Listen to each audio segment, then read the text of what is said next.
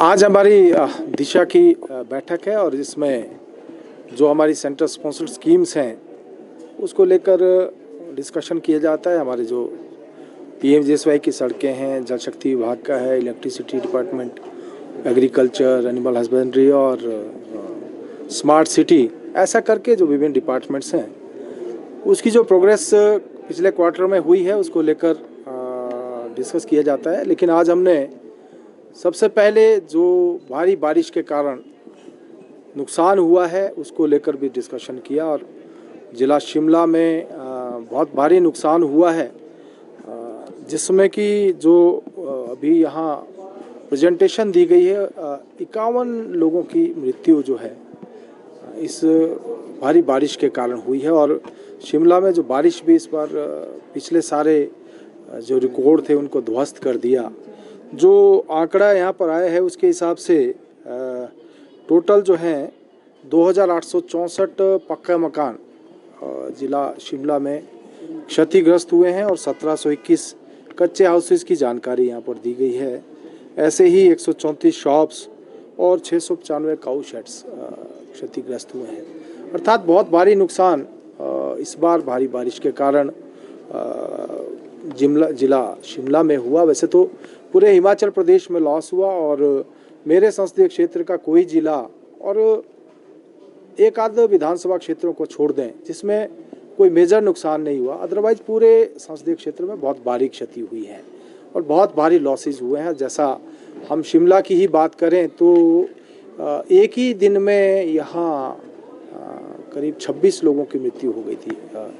जिसमें चाहे वो समर हिल था, फागली था, ऐसा करके, और टोटल 51 डेथ्स हुई हैं। और ऐसे ही बहुत सारे लोगों के घर, बहुत सारे लोगों की गौशालाएँ और कुछ का तो परमानेंट मतलब टोटल लॉस हो गया। कुछ के घरों में क्रैक्स आए थे, लेकिन अब जैसे ही बारिश कुछ कम हुई और थोड़ी धूप लगी उसके बाद ये जो आंकड़ा अभी मैंने आपको बताया जो यहाँ दिया गया है, मैं समझता हूँ इससे भी ज़्यादा लॉसेस हुए हैं, क्योंकि बहुत सारे लोगों के घरों में पहले दरारें आई थी, अब जैसे धूप लगा है तो उसके बाद वो क्रैक्स बढ़ गए हैं और लोगों को रहना जो है अभी भी मुश्किल हो गया है। तो कुल मिलाकर जहाँ सड़कों का बहुत सारा लॉस हुआ, जो हमने अभी डिस्कस किया, जो पीएमजीएसवाई की बहुत सारी हमारी सड़कें नियरली कंप्लीशन पे थी, अभी बहुत डैमेज उसमें हो गया है और अब दोबारा से उसका रेस्टोरेशन करना है। ऐसे ही पीने के पानी की बहुत सारी स्कीमें जो ज़िला में बाधित हो गई थी उसमें से ज़्यादातर रेस्टोर कर ली गई हैं। लोगों को ऐसा कहीं नहीं है कि पीने का पानी अभी नहीं आ रहा है। और इलेक्ट्रिसिटी डिपार्टमेंट का भी वैसे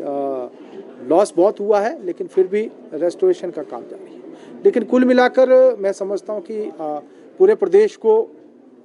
बहुत सारा लॉस हुआ है। और जहाँ तक हम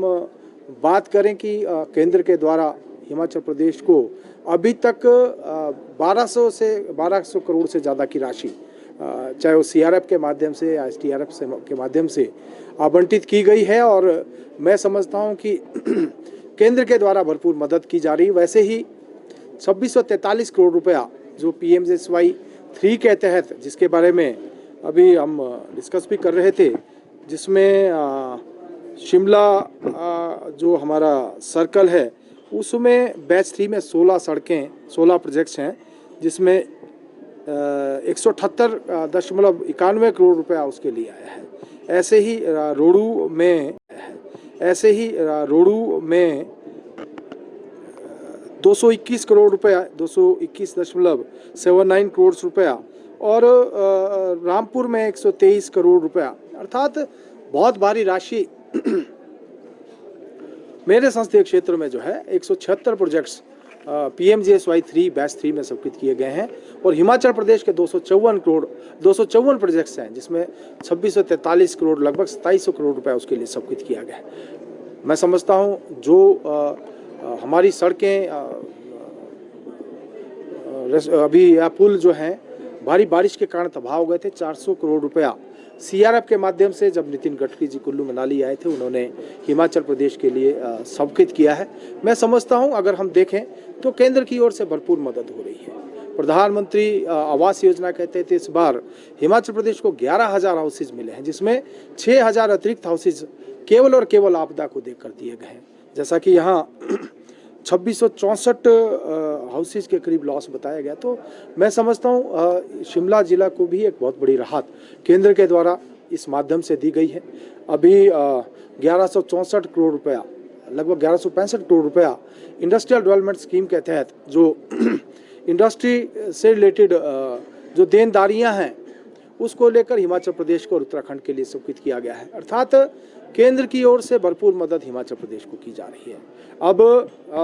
मैं समझता हूं कार्य करने की आवश्यकता प्रदेश सरकार को है। प्रदेश सरकार को तेज गति से काम करना पड़ेगा, क्योंकि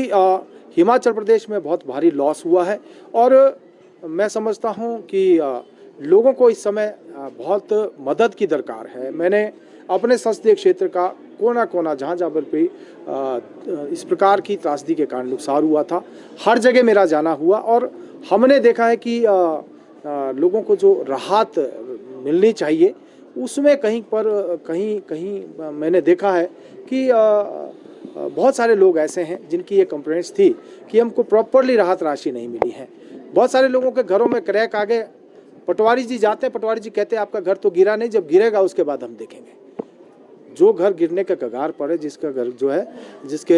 घर में क्रैक्स बुरी तरह आ गए, लोग जो है छप्परों में रह रहे हैं या टिन के शेड में रह रहे हैं या दूसरे के घरों में शरण ले रहे हैं, उन लोगों के घरों को भी जो है उसका भी आकलन किया जाना चाहिए और उनको भी फौरी राहत मिलनी चाहिए। कुछ लोग ऐसे हैं जिनको मात्र एक तरपाल दे दिया और उसके बाद कह दिया आपके केसेस बनेंगे। और तरपाल के लिए भी ये कहा गया, मैं अर्की विधानसभा क्षेत्र में था, वहाँ लोगों ने बताया कि ऐसा हमको आदेश हुआ कि 3 महीने बाद ये तरपाल भी वापस आपको जो है, तरपाल तो क्या, वो जो प्लास्टिक की शीट दी है उसको भी आपको वापस करना पड़ेगा। मैं समझता हूँ ऐसा ठीक नहीं है और राहत राशि में भी किसी प्रकार की राजनीति नहीं होनी चाहिए, क्योंकि आपदा किसी को पूछ कर नहीं आई, कोई पार्टी को पूछ कर नहीं आई कि कौन से दल का है या कौन सी जाति का है या कौन से धर्म का है। सभी लोगों को राहत राशि मिलनी चाहिए और सरकार को रेस्टोरेशन के काम में जो है गति लानी चाहिए, ऐसा मेरा मानना है। और मैं समझता हूँ सांसद होने के नाते मैंने अपनी ओर से हर क्षेत्र का दौरा भी किया है और मैंने जो हमारा सांसद निधि है उसके माध्यम से भी लोगों को जितना भी हो सकता है रेस्टोरेशन के लिए धन आवंटित करने के लिए, जैसे मेरे पास अभी धन आने ही वाला है और जैसे ही आएगा तो हम उसको आवंटित करेंगे। इसके अलावा खाद्य सामग्री के रूप में भी मैंने करीब 15 टन खाद्य सामग्री जहाँ जहाँ हमारे चाहे जिला सिरमौर और चाहे जिला शिमला या जिला सोलन में जहाँ जहाँ पर भी इस प्रकार की कहीं पर भी हमसे डिमांड आती है तो उसको भी हम आवंटित कर रहे हैं। अर्थात अपनी ओर से भरसक प्रयास हम कर रहे हैं कि किस प्रकार से पूरे जो लोग इस समय बाढ़ के कारण जिनको क्षति हुई है उसको हम सहायता मुहैया करवा सकें।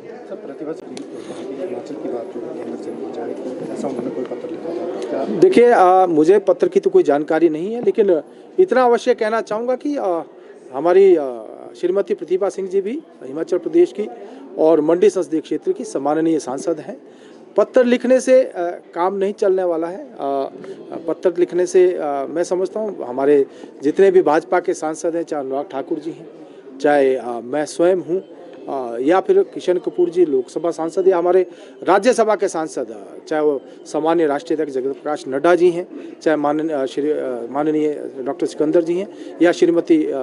सुश्री इंदु गोस्वामी जी हैं, निरंतर जो है अपनी ओर से भरसक सहायता कर रहे हैं। जितनी भी MP लैड मिला है उसको प्रदेश के लोगों की सहायता के लिए जो है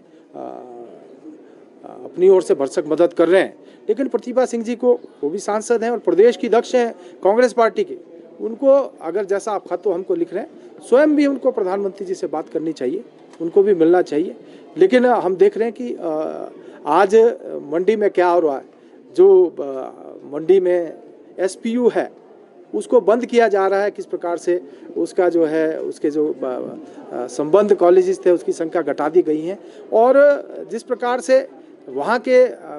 जो क्षेत्र के लोग, उनकी आवाज़ बार बार पिछले दिनों भी हम देख रहे थे कि वहाँ के लोग कह रहे थे कि सांसद जी का इस आपदा के समय में, अब तो मैं 1-2 दिन से तो देख रहा हूँ, लेकिन